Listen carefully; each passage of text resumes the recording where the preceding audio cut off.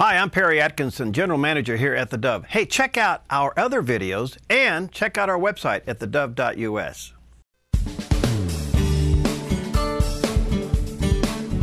Okay, we're back, and one of my favorite people in the studio. Yes, we have Treva Kuyper with us today. She's one of the co-leaders of the ministry called the Loft, and this is an outstanding ministry to young girls between 8th grade and 12th grade. And they're off and running. You're, what, a couple of weeks into this now? We are. We had our kickoff a few weeks ago. Yeah. We had about 75 girls come. That's wonderful. Yes, it was great. We had a carnival. We had so much fun. They are excited to come back, so we're hoping that we'll have more than 75 for our next Loft night. Well, and by the way, you can join this anywhere along the line. And if you feel led to get your young daughter, neighbor, whatever, between the ages of 8th grade and 12th grade, you can get them over to the Loft anytime during this. And you meet every what day? Every what Sunday? The second Sunday of every month. Second Sunday of every month. And Community Bible Church there in Central Point. Communication, really? Yes. Yes. What do you plan to say and do here? Well, we're going to meet this Sunday at 5:30. Are you going to make them put all their phones down? Well, yes, we do that every month, actually. We actually have a drawing that the girls can enter when they turn their phones in to their small group leader. And it was just a great way to make it very lighthearted. But it cuts out on the texting during someone else talking, and the girls love it. They don't mind. But yeah, communication with our phones, with other people, with parents. We wanted to do this topic. This is a brand new one. We haven't done this one before. But we wanted to do this topic because a lot of the girls will ask us questions in small groups about just communicating with their dad or their mom or their siblings, how they're arguing with their siblings. Or maybe they got in a fight at school with one of their best friends and they don't know how to resolve that. So we started to realize that communication hits every category that they deal with, and we want to teach them how to be better listeners and how to be better speakers. Well, we all know that you women use more words than we men. No. Yeah. Yes, we do. Yeah. And then you get a room full of them. What do you do? Oh, my word. I know. It's like 20,000 words a day that women use and 7,000 that men use. And my husband and I are great examples of that. He has few words. I have a lot of words. So yeah, when the girls come together, they have a lot of words. And we want to teach them that you have to choose your words carefully. Listening is a skill. Hearing is involuntary. So you're automatically going to hear words, but are you actually listening? So we want them to be quick to listen, like in James, quick to listen, slow to speak, slow to become angry, and just take a step back, take a breath, pause for a moment, and really get into a conversation where they're not only speaking, but they're listening as well. How do you teach not stepping on somebody else while they're talking? That's a skill. That's a skill. You know, we need to, that whole pausing and taking a breath, we need to be caring about the person that's speaking to us. Oftentimes we actually listen in order to reply. Even as you're asking me questions, I'm thinking, how am I going to reply? It's very natural. Hey, just talk to me, Treva. Don't worry about the cameras and all. No big deal. So we want them to take that moment and listen, trying to understand the other person and have compassion for the other person. It's not something that we're going to be able to teach them in one night. It's a skill that God teaches us over time. And I was telling some of our girls last week that, you know, this is a skill, communication, that they're going to learn their whole lives. And when they have a career, when they have a job, when they have a family, the better they are at communicating, the better they will be in life. Do these young girls want to hear or be heard? They want to be heard. In the worst way, they want to be heard. They have such a deep desire to be understood. So a lot of times with their parents, they don't always want to share everything with their parents, because I've heard them say, because they're just going to interrupt me and then just tell me what I need to do to fix it, you know? And so they want their parents, they want their teachers, their friends to just sit and listen to them and try to understand where they're coming from. A lot of times they'll shut down with people that don't actually try to understand where they're coming from. We actually want to address the difference between men and women and moms and dads. Because I was telling one of the girls that when she communicates with her father, she may need to limit how many words she's using. You know, let's just get the facts, ma'am, and really limit that. But when she's talking to her mom, maybe she could elaborate and use more details and go on. And the mom might be able to sit and listen. So we just have to know who our audience is and then communicate in a way that they can then understand and have compassion for what we're saying. Do you teach the girls in some way or another that words can be lethal and that bullying is somewhat of an example of that? Absolutely. Yes. Next month in November, we're going to talk about mean girls, toxic relationships, and bullying. But we are going to address this Sunday, the idea of bullying and how our words, you know, that sticks and stones, words will never hurt me. That's not true. And so we want the girls to not only care about being heard, but also care about how they speak to each other. How they speak to each other. Wouldn't it be such a difference at school if they actually used kind words when they talk about people?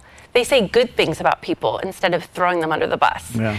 And I think that a lot of the bullying could stop if our girls knew how to talk with people with love and care and kindness, or actually learn how not to talk, how to just be silent.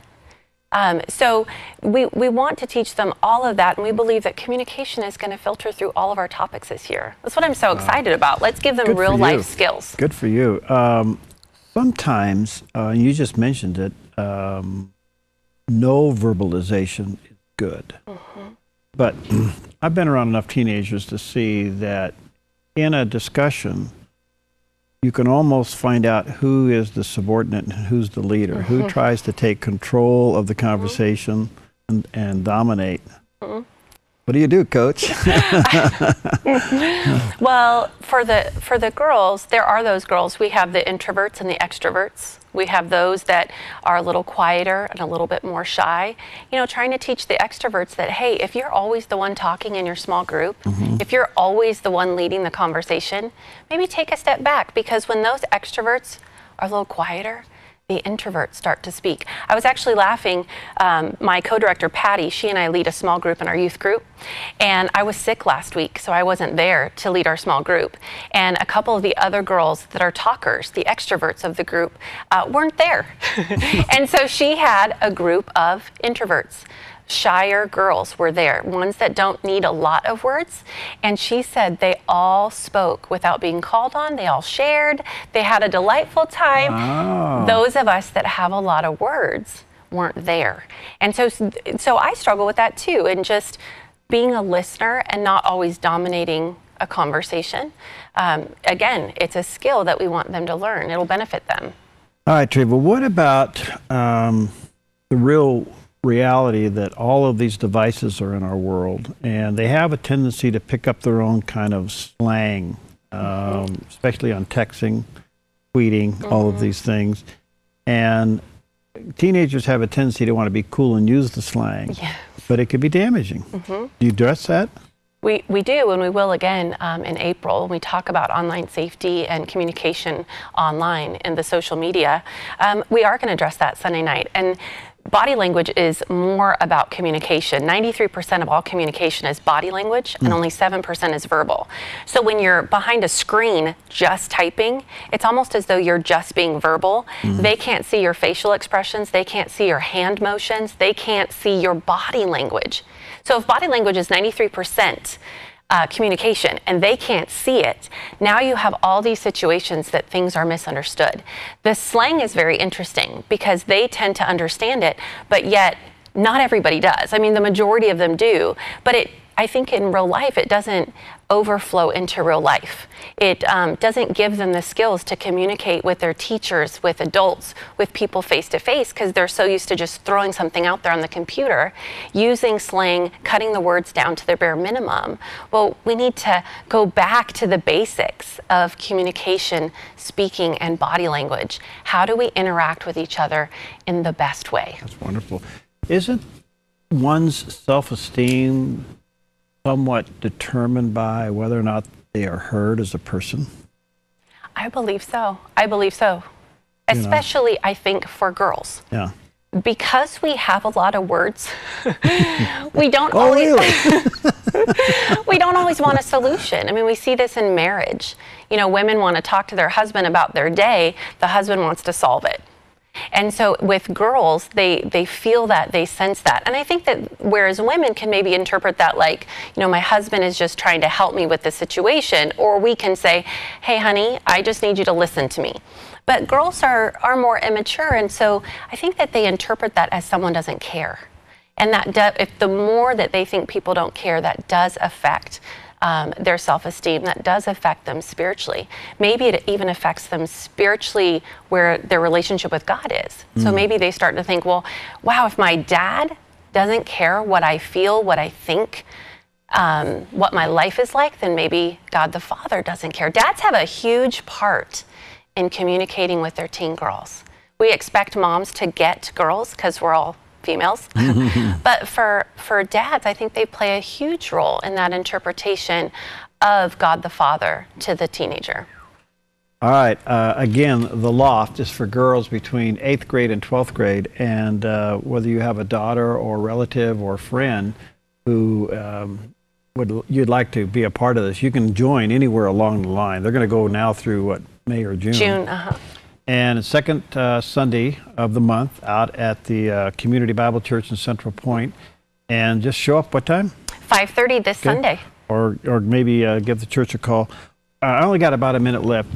When you're doing conflict resolution with girls and you're trying to help them communicate between themselves, do you at any time do you say, don't talk, right? Well, we give them journals. They get a journal every time they come, or not every time they come, but the first time they come, they get a journal for the year. Okay. And so we do encourage them to take notes, to write verses down, to write things out. In the small group, they have opportunities to share. And we do encourage them to use their journals in small group. But what we encourage them to do is listen to the other people that are talking and try to get those small groups to gel in such a way that that fellowship is now support. So now they come every month, they have the same small group every month, and now they feel supported. So maybe if at home they're feeling misunderstood, we're hoping that when they come to the Loft, they're feeling understood. Wow. Okay, dads, you can do your future son-in-law a favor by getting these young girls Yes. to this class. Oh, it's wonderful. All right, again, Community Bible Church, second Sunday of every month. And should they call ahead?